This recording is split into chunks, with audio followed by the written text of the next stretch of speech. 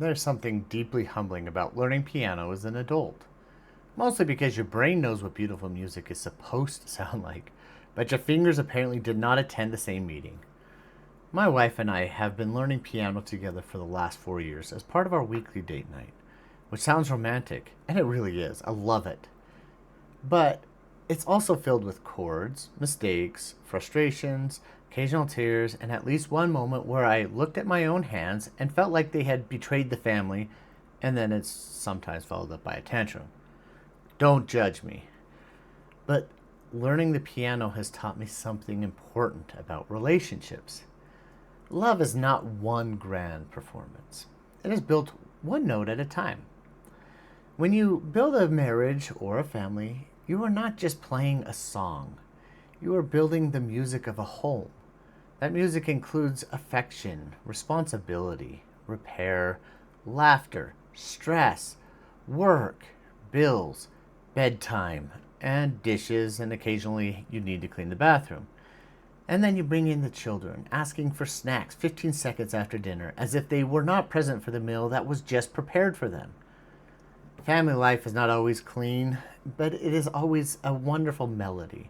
Sometimes it's beautiful, sometimes it's jazz, and sometimes it's everyone playing different instruments in a different room, and one child has somehow found a recorder.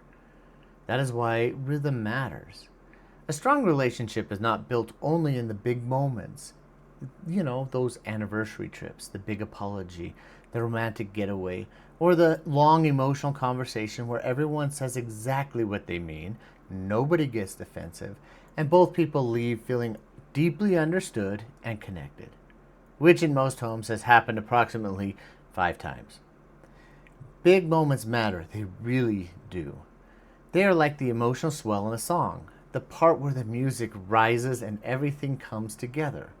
Or, if we're talking about Tchaikovsky's 1812 Overture, the part where the cannons go off and everybody suddenly remembers they had a nervous system. You know, that big, dramatic, and memorable moment? But you cannot build an entire song out of cannon blasts.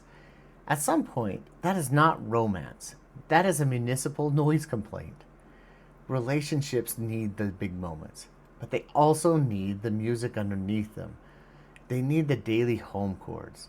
They need the weekly rhythm, and every once in a while, they need a symphony. So, one of the things I've learned playing the piano is that certain chords create stability. In the key of C major, the home chord is C, E, G. You play it, and it feels settled, resolved, like the music found the living room, took off its shoes, and sat down. That home chord gives the song somewhere to return. You can move away from it, you can create tension, you can explore other chords, but eventually, the music wants to come home. Relationships need a home chord too.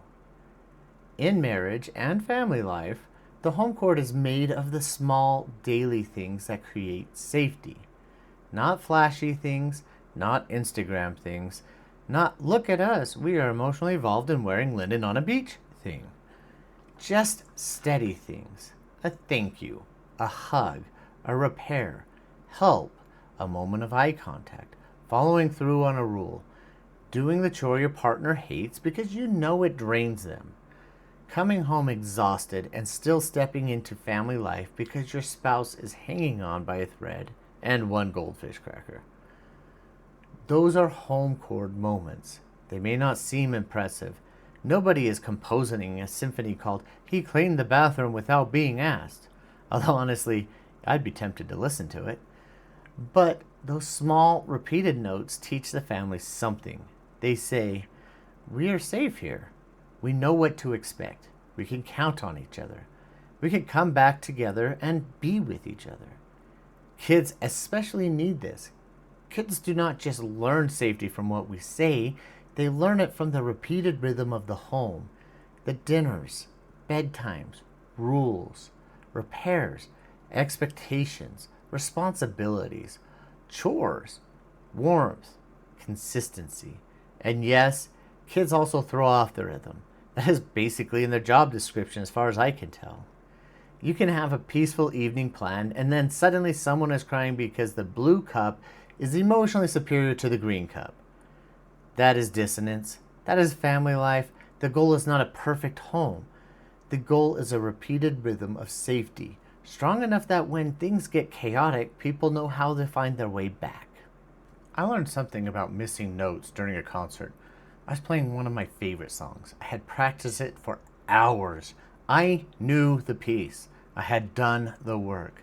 And then, in the middle of the performance, I discovered that one of the keys of the piano was not working. Not at all. Just one, which somehow felt more offensive. Because if the whole piano was broken, at least everyone agrees we are in a crisis. But when just one key is missing, it feels kind of personal. The key that was not working was D5 on my right hand. Apparently, the school was planning to have the piano rekeyed and tuned after the concert. Yeah, after. Which raises several questions, none of which I want to deal with now. But, so there I am. I'm playing a song I had practiced, and one note I needed was just gone. That one missing note changed everything. The flow changed. The feel changed. My confidence changed. I had to adjust around something that should have been there. I finished the song, but I walked away frustrated because I knew how much I had practiced, and it still did not come together the way I hoped. Relationships can feel like that. Sometimes the whole marriage is not broken. Sometimes the whole family is not broken. Sometimes one important note has gone missing. Maybe appreciation has gone missing. Maybe repair has gone missing. Maybe fun has gone missing. I see that all too often as a therapist. Maybe physical affection has gone missing. Maybe shared time has gone missing. Or maybe consistency with the kids has gone missing. But when one of the notes disappears long enough, the whole song gets harder to play. The family may still be functioning, the bills are getting paid, the kids are alive, hopefully, mostly, the calendar is working, people are getting where they need to go, but the music feels off. Something that used to make the home feel safe has gone quiet. That is often what I see in a relationship. A couple comes in thinking, we're fighting about everything. But sometimes they are not fighting about everything. They're fighting because one note of safety has gone missing. Nobody feels appreciated. Nobody feels chosen. Nobody feels helped. Nobody feels heard. And when those notes go missing, people start protecting themselves. They get sharper, shorter. They get quieter or pull back. They stop offering. They stop helping. They stop asking. Not because they do not love each other, but because the song has lost some of its stability. One thing I love about music is that not every tense chord is bad. Some chords are supposed to create tension. Some chords sound unresolved on purpose. That tension can create movement. And relationships are the same way. Dissonance is part of every marriage and family. Conflict, stress, misunderstanding, a child melting down at the grocery store, a parent losing patience, a spouse using that tone, or my personal favorite one, I am ashamed to admit, I did not have a tone, I say, with a tone that probably should and does cut sheet metal. Dissonance does not mean the song is ruined. It means something needs resolution. Healthy families are not families that never hit hard notes. Healthy couples are not couples that never argue. They are people who know how to return. They know how to repair. They know how to come back to that home chord. Take Mikey and Kiki. Mikey and Kiki love each other. That is not the issue. They are raising kids. They are working hard. They are trying to manage life and live the dream. From the outside, they look functional, but their family has a rhythm that has started to sound tired. Kiki feels like she is carrying the mental load. Mikey feels like nothing he does is enough. The kids are picking up on the tension. Dinner feels rushed. Bedtime feels chaotic. Date night has become a rumor, a dream, a myth. And everyone is reacting to everyone else. Kiki reaches harder. Mikey gets quieter. The kids get louder. Kiki gets more frustrated. Mikey pulls back. Now the whole house is in dissonance. The temptation is to think, we need one big reset, a weekend away, a big emotional breakthrough, a vacation where everyone magically becomes grateful, regulated, and hydrated. And sometimes a reset helps. But usually, what changes the music is not one dramatic moment. It is both people listening for the missing notes. Mikey notices the stress in Kiki's face and says, "Hey, you seem overloaded.